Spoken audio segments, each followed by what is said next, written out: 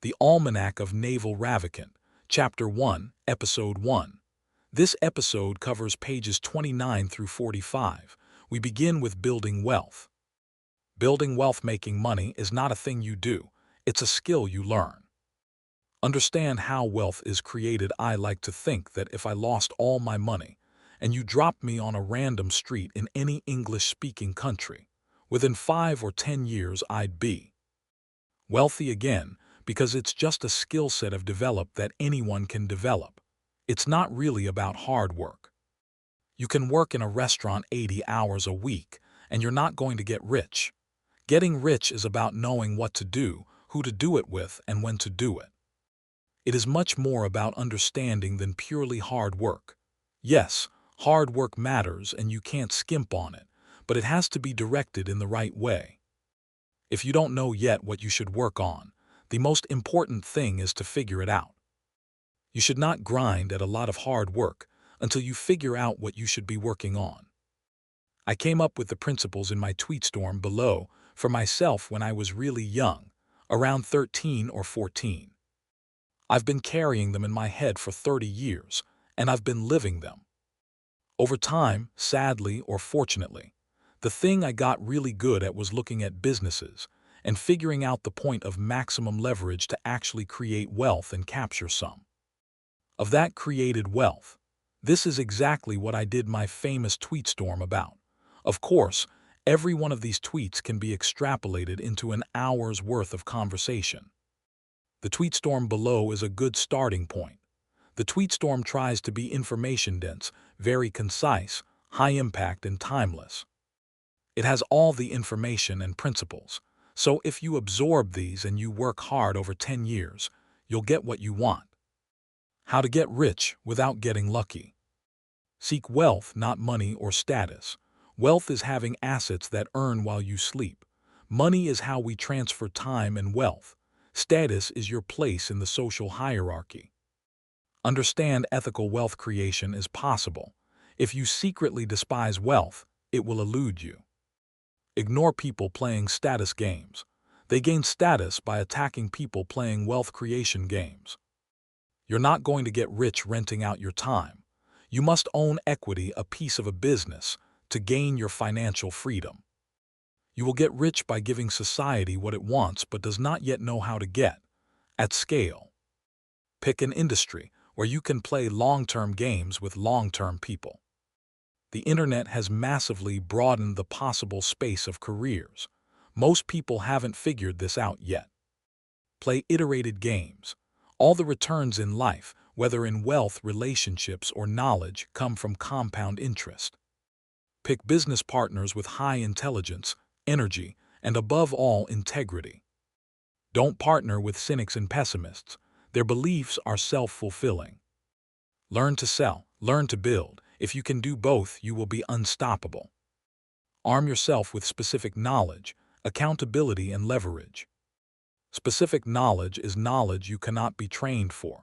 If society can train you, it can train someone else and replace you. Specific knowledge is found by pursuing your genuine curiosity and passion rather than whatever is hot right now. Building specific knowledge will feel like play to you, but will look like work to others. When specific knowledge is taught, it's through apprenticeships, not schools. Specific knowledge is often highly technical or creative. It cannot be outsourced or automated. Embrace accountability and take business risks under your own name. Society will reward you with responsibility, equity, and leverage. Give me a lever long enough and a place to stand, and I will move the earth. Archimedes. Fortunes require leverage. Business leverage comes from capital, people, and products with no marginal cost of replication, code, and media. Capital means money. To raise money, apply your specific knowledge with accountability and show resulting good judgment. Labor means people working for you. It's the oldest and most fought-over form of leverage. Labor leverage will impress your parents, but don't waste your life chasing it. Capital and labor are permissioned leverage. Everyone is chasing capital, but someone has to give it to you. Everyone is trying to lead, but someone has to follow you. Code and media are permissionless leverage. They're the leverage behind the newly rich. You can create software and media that works for you while you sleep. An army of robots is freely available. It's just packed in data centers for heat and space efficiency. Use it. If you can't code, write books and blogs, record videos and podcasts. Leverage is a force multiplier for your judgment. Judgment requires experience, but can be built faster by learning foundational skills. There is no skill called business. Avoid business magazines and business classes. Study microeconomics, game theory, psychology, persuasion ethics, mathematics, and computers. Reading is faster than listening. Doing is faster than watching.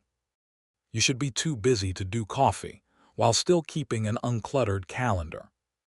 Set and enforce an aspirational personal hourly rate. If fixing a problem will save less than your hourly rate, ignore it. If outsourcing a task will cost less than your hourly rate, outsource it. Work as hard as you can, even though who you work with and what you work on are more important than how hard you work. Become the best in the world at what you do. Keep redefining what you do until this is true. There are no get-rich-quick schemes. Those are just someone else getting rich off you. Apply specific knowledge with leverage, and eventually you will get what you deserve. When you're finally wealthy, you'll realize it wasn't what you were seeking in the first place, but that is for another day. Summary. Productize yourself. Your summary says productize yourself. What does that mean? Productize in yourself. Yourself has uniqueness. Productize has leverage. Yourself has accountability. Productize has specific knowledge. Yourself also has specific knowledge in there. So all of these pieces, you can combine them into these two words. If you're looking toward the long-term goal of getting wealthy, you should ask yourself, is this authentic to me? Is it myself that I am projecting? And then, am I productizing it? Am I scaling it? Am I scaling with labor or with capital or with code or with media? So it's a very handy, simple mnemonic. This is hard. This is why I say it takes decades. I'm not saying it takes decades to execute, but the better part of a decade may be figuring out what you can uniquely provide. What's the difference between wealth and money? Money is how we transfer wealth. Money is social credits. It is the ability to have credits and debits of other people's time. If I do my job right, if I create value for society, society says, "Oh, thank you. We owe you something in the future for the work you did in the past. Here's a little IOU." Let's call that money. Wealth is the thing you want. Wealth is assets that earn while you sleep. Wealth is the factory, the robots cranking out things. Wealth is the computer program that's running at night, serving other customers. Wealth is even money in the bank that is being reinvested into other assets and into other businesses. Even a house can be a form of wealth because you can rent it out, although that's probably a lower productivity use of land than some commercial enterprise. So my definition of wealth is much more businesses and assets that can earn while you sleep. Technology democratizes consumption, but consolidates production. The best person in the world at anything gets to do it for everyone. Society will pay you for creating things it wants, but society doesn't yet know how to create those things because if it did, they wouldn't need you. They would already be stamped out. Almost everything in your house, in your workplace, and on the street used to be technology at one point in time. There was a time when oil was a technology that made J.D. Rockefeller rich. There was a time when cars were technology that made Henry Ford rich. So technology is the set of things, as Alan Kay said, that don't quite work yet. Correction. Danny Hillies. Once something works, it's no longer technology. Society always wants new things. And if you want to be wealthy, you want to figure out which one of those things you can provide for society that it does not yet know how to get but it will want and providing it is natural to you, within your skill set and within your capabilities. Then you have to figure out how to scale it because if you only build one, that's not enough. You've got to build thousands, or hundreds of thousands, or millions, or billions of them so everybody can have one. Steve Jobs and his team, of course, figured out society would want smartphones, a computer in their pocket that had all the phone capability times 100 and was easy to use. So they figured out how to build it, and then they figured out how to scale it. Become the best in the world at what you do. Keep redefining what you do until this is true. Find and build specific knowledge. Sales skills are a form of specific knowledge. There's such a thing as a natural in sales. You run into them all the time in startups and venture capital. When you meet someone who is a natural at sales, you just know they're amazing. They're really good at what they do. That is a form of specific knowledge. Obviously, they learned somewhere, but they didn't learn it in a classroom setting. They learned probably in their childhood in the schoolyard, or they learned negotiating with their parents. Maybe some is a genetic component in the DNA. But you can improve sales skills. You can read Robert Cialdini, you can go to a sales training seminar, you can do door-to-door sales. It is brutal but will train you very quickly. You can definitely improve your sales skills. Specific knowledge cannot be taught, but it can be learned. When I talk about specific knowledge, I mean figure out what you were doing as a kid or teenager almost effortlessly. Something you didn't even consider a skill, but people around you noticed. Your mother or your best friend growing up would know. Examples of what your specific knowledge could be. Sales skills. Musical talents, with the ability to pick up any instrument. An obsessive personality. You dive into things and remember them quickly. Love for science fiction. You were into reading sci-fi, which means you absorb a lot of knowledge very quickly.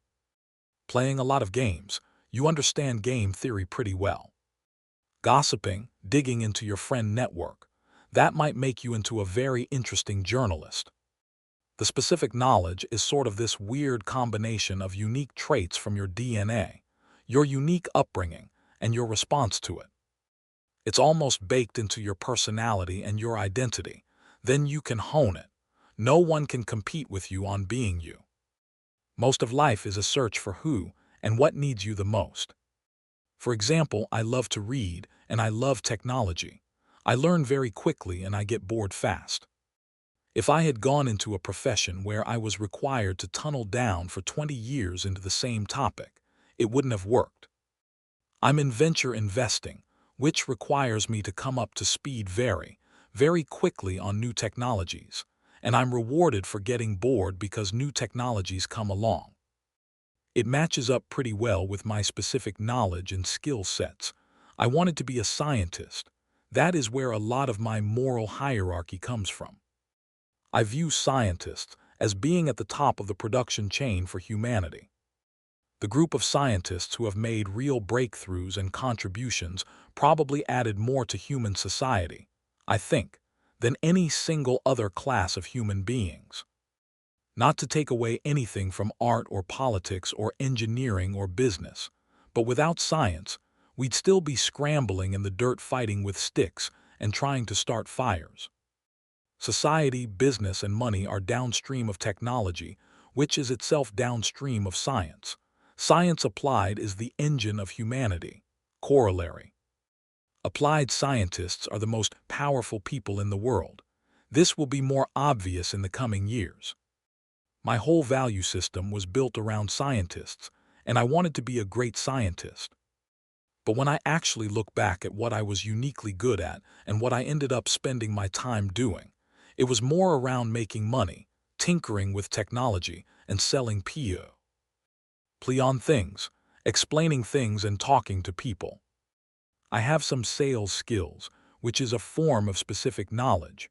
I have some analytical skills on how to make money. And I have this ability to absorb data, obsess about it, and break it down. That is a specific skill that I have. I also love tinkering with technology.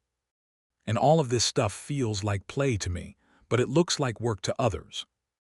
There are other people to whom these things would be hard, and they say, well, how do I get good at being pithy and selling ideas? Well, if you're not already good at it or if You are not really into it. Maybe it's not your thing. Focus on the thing that you are really into. The first person to actually point out my real specific knowledge was my mother.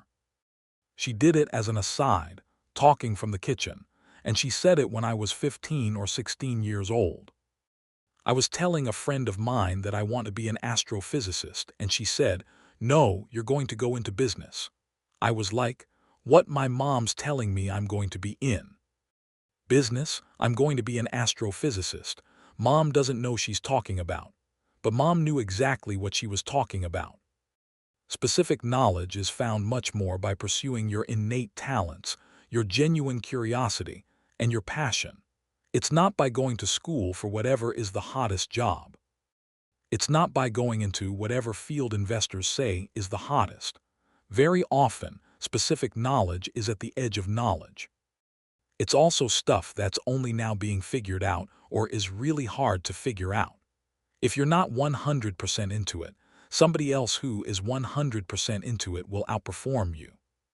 And they won't just outperform you by a little bit, they'll outperform you by a lot. Because now we're operating the domain of ideas. Compound interest really applies and leverage really applies. The internet has massively broadened the possible space of careers. Most people haven't figured this out yet. You can go on the internet and you can find your audience. And you can build a business and create a product and build wealth and make people happy just uniquely expressing yourself through the internet. The internet enables any niche interest, as long as you're the best person at it to scale out.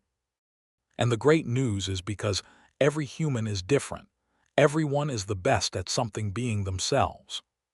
Another tweet I had that is worth weaving in, but didn't go into the how to get rich tweet storm, was very simple. Escape competition through authenticity. Basically, when you're competing with people, it's because you're copying them. It's because you're trying to do the same thing. But every human is different. Don't copy. If you are fundamentally building and marketing something that is an extension of who you are, no one can compete with you on that. Who's going to compete with Joe Rogan or Scott Adams? It's impossible. Is somebody else going to come along and write a better Dilbert? No. Is someone going to compete with Bill Watterson and create a better Calvin and Hobbes? No. They're being authentic. The best jobs are neither decreed nor degreed.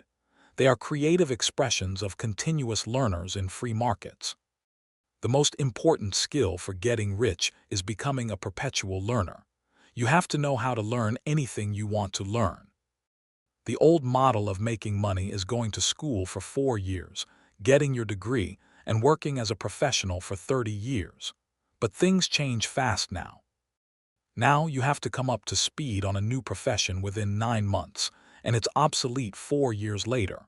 But within those 3 productive years, you can get very wealthy. It's much more important today to be able to become an expert in a brand new field in 9 to 12 months than to have studied the right thing a long time ago. You really care about having studied the foundations, so you're not scared of any book. If you go to the library and there's a book you cannot understand, you have to dig down and say, what is the foundation required for me to learn this? Foundations are super important.